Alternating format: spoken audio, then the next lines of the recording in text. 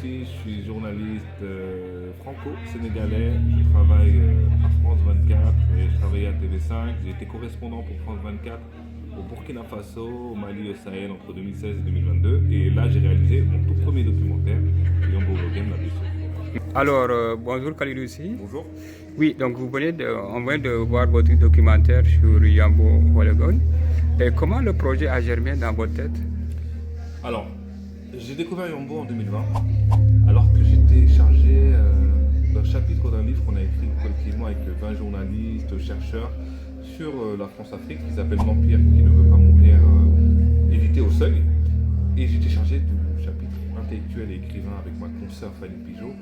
Et parmi tous les noms qu'on m'avait conseillé de faire des recherches, il y avait Amadou Fateba, Amadou Kourouma, le cinéaste Mel Ondo et Ousmane Tembel qui est très connu. Le seul nom dont j'avais jamais entendu parler, c'était Yombo Wologon. J'ai fait mes recherches, j'ai vu son histoire incroyable, son destin incroyable, et je me suis tout de suite dit que ça ne peut pas rester un chapitre d'un livre. Il fallait que j'en fasse un documentaire, et c'est comme ça que je me suis lancé. Ok, et quels sont les obstacles que vous avez rencontrés lors de la réalisation du documentaire? Les obstacles, c'est déjà obstacle financier.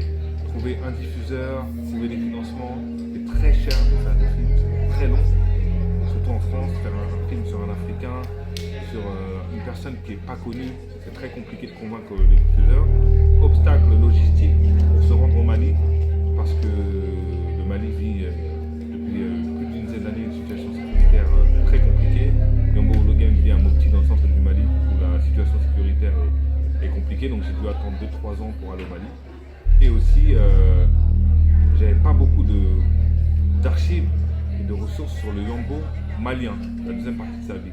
Et donc j'ai dû creuser dans ma tête, et c'est pour ça que j'ai eu l'idée du dessin pour illustrer sa vie malienne. Voilà les 3 obstacles que j'ai rencontrés lors de la réalisation de ce documentaire. Ok, on voit dans le documentaire une narration avec la tradition orale. Est-ce que c'était un récit qui était déjà là ou vous l'avez fait dire?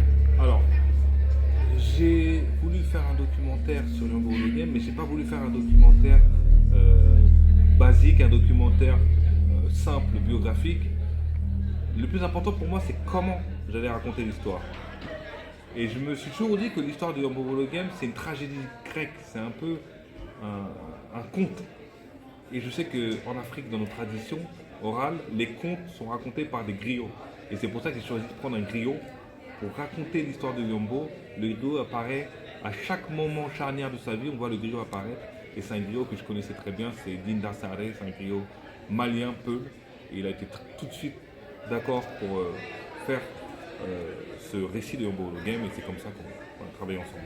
Ok, et il y a eu des accusations de plagiat et à propos de son livre.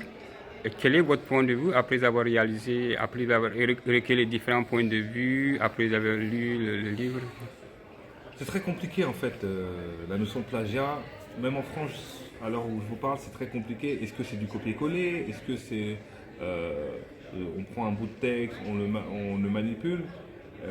C'est clair que Yombo Wologon s'est inspiré de plusieurs auteurs, dont Chouarba, dont Maupassant, dont Graham Greene.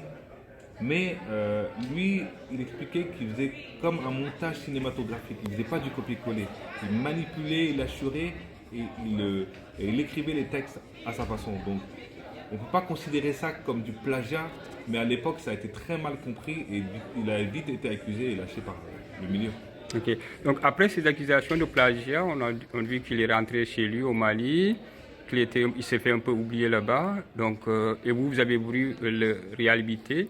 Est-ce que vous allez continuer dans la même lancée, réhabiliter des auteurs oubliés ou... Ça peut être, en tout cas, ça peut être une piste, mais pas que les auteurs. Moi, en fait, j'ai décidé, dans mon métier, je suis journaliste à la base, mais je fais des documentaires pour raconter des histoires oubliées ou méconnues. Pas forcément d'un écrivain, peut-être d'un événement historique, peut-être d'une ville, peut-être... En tout cas, moi, mon objectif est de raconter des histoires oubliées, de préférence en Afrique, ou des événements de sociétés oubliés, et de les remettre sur la table pour qu'ils soient dans le débat public.